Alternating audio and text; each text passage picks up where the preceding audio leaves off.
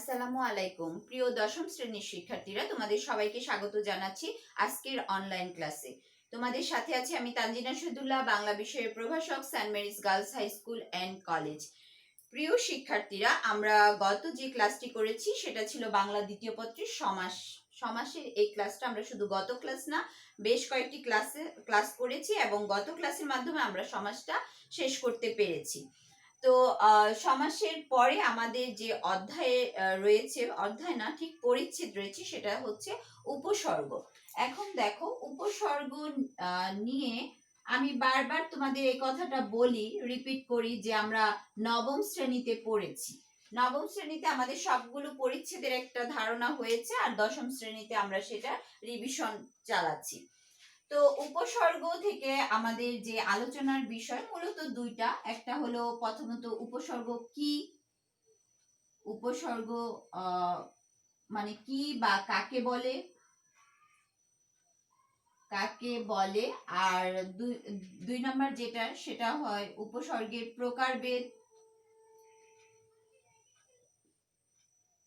আর তোমাদের আরেকটা যেটা সেটা জানার জন্য প্রয়োজন, আর তোমরা যখন এসএসসি দিয়ে এইচএসসি তে যাবে তখন এই উক্তিটার দরকার হয় যে উপসর্গের সম্পর্কে একটা উক্তি রয়েছে। আমি আপাতত উক্তি লিখি, তারপর এটা বিশ্লেষণ করব। যে উক্তিটা আছে, উপসর্গের অর্থ বাচকতা নেই কিন্তু অর্থ দ্যোতকতা রয়েছে। এই প্রশ্নটা আমাদের উচ্চ মাধ্যমিকের জন্য খুব গুরুত্বপূর্ণ হয়ে থাকে, তবে আমাদের এই এসএসসি পর্যন্ত এটার একটা ধারণা নিয়ে যেতে হয়। এখন দেখো, উপসর্গ কি বা কাকে বলে। উপসর্গ আমরা জানি, উপসর্গ এমন একটি অব্যয়সূচক শব্দাংশ। এটা কিন্তু শব্দাংশ, শব্দ লিখবে না। শব্দ লিখলে এটা হয়ে গেল, তাহলে আর উপসর্গের কোনো কাজই থাকলো না। তাহলে উপসর্গটা হচ্ছে অব্যয়সূচক শব্দাংশ, যার নিজের কোনো অর্থ নেই, কিন্তু অন্য শব্দের বা শব্দাংশের পূর্বে বসে অর্থের পরিবর্তন করতে পারে, অর্থ প্রদান করতে পারে, অর্থের সংকোচন করতে পারে, সম্প্রসারণ করতে পারে, অর্থাৎ একটা অর্থ পায়। তাহলে উপসর্গে কাকে বলে সেটা আমরা লিখতে গিয়ে দেখব যে উপসর্গে আসলে নিজের কোনো অর্থ নেই, কিন্তু যখন সে অন্য কোনো শব্দ বা শব্দাংশের পূর্বে বসে অর্থ তৈরি করে তখন তাকে উপসর্গ বলে। তারপর আসো প্রকারভেদ। প্রকারভেদের মধ্যে উপসর্গ হচ্ছে তিন প্রকার। একটা হচ্ছে বাংলা উপসর্গ, আরেকটা হচ্ছে সংস্কৃত উপসর্গ, আরেকটা হচ্ছে বিদেশি উপসর্গ। এখন যেটা আমাদের বাংলা উপসর্গ রয়েছে সেটা হলো 21টি উপসর্গ রয়েছে। এটা কিন্তু তোমাদের এসএসসি তে জানতে হবে 21টি উপসর্গ কি কি। তোমাদের বইয়ে সুন্দর করে চার্ট দেওয়া আছে, সেই 21টি উপসর্গ পড়ে ফেলতে হবে এবং এটা মুখস্থ রাখার চেষ্টা করতে হবে। তারপরে আছে তোমার যে উপসর্গ, সংস্কৃত উপসর্গ। সংস্কৃত উপসর্গ হচ্ছে 20টি। আমাদের এরকমও এমসিকিউ আসতে পারে যে বাংলা উপসর্গ কয়টি, তখন আমরা লিখব 21টি। তারপর সংস্কৃত উপসর্গ কয়টি, আমরা লিখব 20টি। এই 20টি উপসর্গ সম্পর্কেও আমাদের মানে কমপক্ষে হলেও যে নামগুলো জেনে যেতে হবে। তারপরে হচ্ছে বিদেশি উপসর্গ। বিদেশি উপসর্গ অসংখ্য বিদেশি উপসর্গ রয়েছে, এটার কোনো পরিমাণ আসলে দেওয়া নেই কতটি রয়েছে, তবে এটা আছে, যেমন আরবি, ফার্সি, এরকম উপসর্গগুলো তোমাদের বইয়ে দেওয়া আছে, সেগুলো আমাদের ধারণা রাখতে হবে। তো দেখো, যে উপসর্গ যে কাকে বলে বললাম, সেটার একটু আমাদের এবার প্রমাণ করার পালা, যে উপসর্গ কিভাবে আসলে শব্দ তৈরি করতে পারে। যেমন আমরা জানি যে তোমার এরকম একটা উপসর্গ হতে পারে আমাদের প্র একটা উপসর্গ, অর্থাৎ এটা একটা শব্দাংশ। এখন এই প্র দিয়ে কি কোনো অর্থ হচ্ছে, কোনো আমরা কিছু বুঝতে পারছি? কিছুই বুঝতে পারছি না, কারণ কোনো অর্থ হচ্ছে না। কিন্তু প্রয়ের সাথে যদি এটা আমি আপাতত যোগ দিয়ে লিখি তাপ দে, তাপ, এটা একটা শব্দ, এটার পূর্বে প্র বসেছে, এটা মিলে হয়ে গেছে প্রতাপ, প্রতাপ। তার মানে এরকম শব্দ মেয়েরা শুনেছো, প্রতাপ অর্থ হয়। তাহলে এই ধরনের আমাদের অনেক আছে, যেমন পড়া, পড়া এরকম একটা উপসর্গ হতে পারে। এটা পড়া বললে এই পড়া দিয়ে কোনো অর্থ আমরা তেমন করে পাই না, কিন্তু যখন এটা জয় শব্দের পূর্বে বসে তখন হয়ে যায় পড়া জয়। তাহলে এই শব্দটা দিয়ে আমরা অর্থ পাচ্ছি।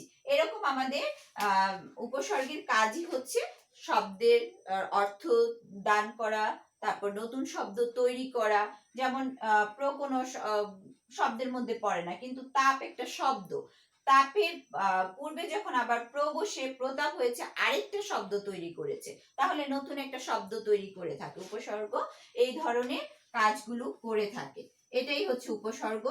আর প্রকারভেদ তো বললাম, প্রকারভেদ নিয়ে তোমাদের এখন সেটা বেশি বেশি যারা অনুশীলন করবে তারা পারবে। তবে এতটুকু সংখ্যাটা জেনে রেখো যে খাঁটি বাংলা উপসর্গ এটা মোস্ট ইম্পর্টেন্ট একটা প্রশ্ন। কতটি? সেটা হলো 21টি, আর সংস্কৃত 20টি। এবার যে আমি উক্তির কথা বললাম, এটা দেখো উক্তিটা কি হয়। উপসর্গের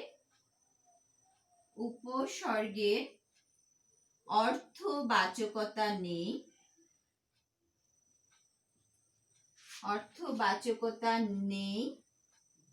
কিন্তু অর্থ দ্যোতকতা রয়েছে,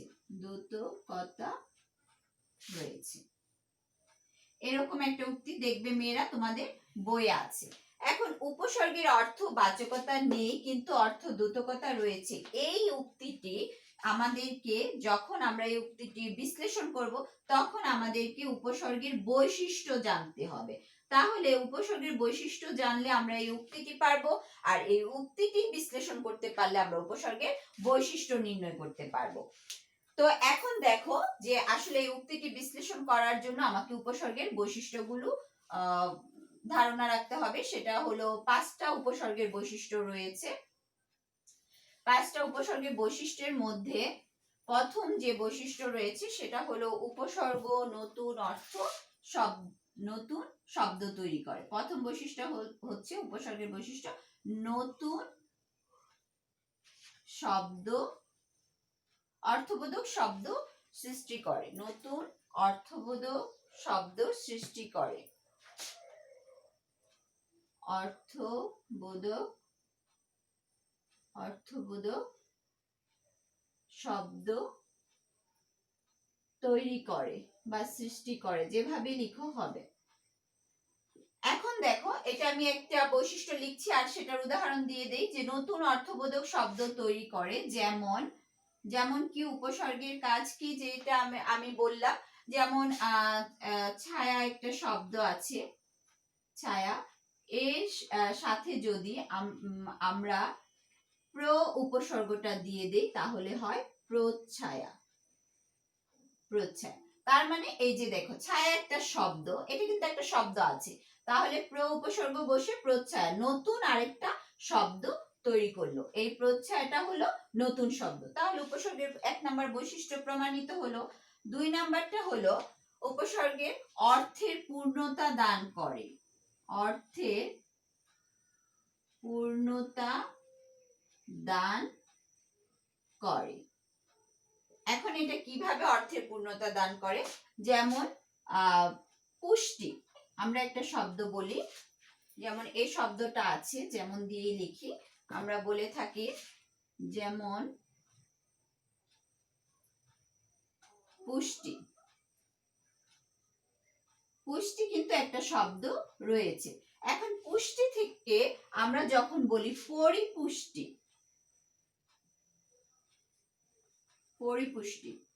তাহলে দেখো এই যে পুষ্টি এটা একটা শব্দ, পরিপুষ্টি এটা আরো মানে বেশি পূর্ণতা পেল। তাহলে এইটাই উপসর্গের কাজ হচ্ছে, এই যে পরিটা কিন্তু উপসর্গ, এই পুষ্টির পূর্বে পরিটা বসে পরিপুষ্টি শব্দটা তৈরি করেছে, তাহলে অর্থের পূর্ণতা দান করেছে।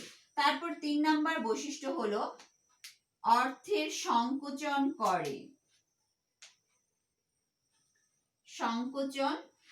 এখন এই সংকোচন করে, যে সংকোচন বুঝো তো মেয়েরা, যে ছোট করে ফেলে অর্থটাকে, একটা শব্দ দিয়ে যত বড় অর্থ বোঝায় আরেকটা শব্দ দিয়ে অর্থটা ছোট করে। যেমন দিয়ে আমরা ধরো লিখি রাজি, রাজি একটা শব্দ, রাজি মানে কি? রাজি হওয়া, সম্মতি দেওয়া। কিন্তু আবার আমরা এরকম শব্দ পাই নিম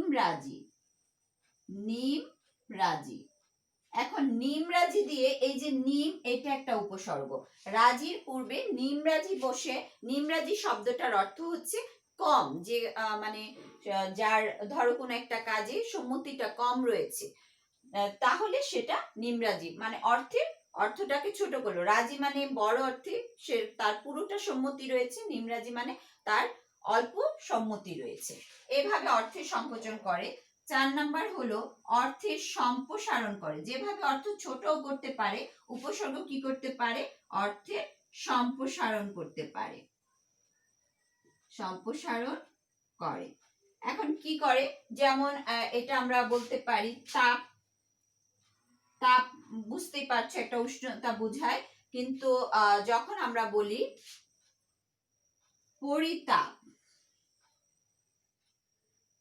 পরিতাপ, তখন আবার সেটা দেখো তাপ মানে উষ্ণতা বা একটু উষ্ণ ভাব বোঝায়, আর পরিতাপ বলতে অন্য মানে অর্থটাকে আরো সম্প্রসারণ করলো। পরিতাপ মানে আমরা যে কাজের জন্য অনুসূচনা করে থাকি, তাহলে অর্থটাকে আরো সম্প্রসারিত করে ফেললো। তারপরে 5 নাম্বার যে সর্বশেষ বৈশিষ্ট্য হয়েছে সেটা হলো অর্থের পরিবর্তন করে। অর্থের পরিবর্তন করে। এখন অর্থের পরিবর্তন কিভাবে করে? যেমন আমরা কথা, এটা একটা শব্দ রয়েছে যে কথা মানে কি? কথা বলা। তারপরে এটাকে যদি বলি উপকথা, উপকথা, উপকথা তো জানো, উপকথা মানে রূপকথা, রূপকথা বোঝায়, যেটার কোনো আসলে ওরকম কোনো ভিত্তি নেই, বাস্তব কাল্পনিক কথা। তাহলে কথা মানে তোমার বক্তব্যটা, আর উপকথা দিয়ে রূপকথা কল্পনার কথা বোঝাচ্ছে, তাহলে পুরো অর্থটাকে পরিবর্তন করে দিচ্ছে এই কথার পূর্বে উপসর্গটা বসে। তো মেয়েরা এই বৈশিষ্ট্যগুলো যদি জানো, যে উক্তিটা আমরা বলেছি যে উপসর্গের অর্থবাচকতা নেই, অর্থবাচকতা বলতে নিজের অর্থ নেই, কিন্তু সে যখন অন্য শব্দাংশের পূর্বে বসে তখন সে অর্থ দ্যোতকতা তৈরি করে, অর্থাৎ অর্থ দ্যোতকতা মানে অর্থ তৈরি করতে পারে। সে নিজে নিজে পারে না, কিন্তু অন্য কোনো শব্দের পূর্বে বসে সে অর্থ সৃষ্টি করতে পারে। এটাই হলো তখন এই উক্তিটা এই 5টা বৈশিষ্ট্যের আলোকে বিশ্লেষণ করে দিবে। আশা করি আজকের ক্লাস থেকে তোমরা উপসর্গ সম্পর্কে ভালো একটা ধারণা নিয়েছো। তো সবাই ভালো করে পড়াশোনা করো, এই আশা ব্যক্ত করেই আজকের ক্লাসটি শেষ করছি। ধন্যবাদ সবাইকে।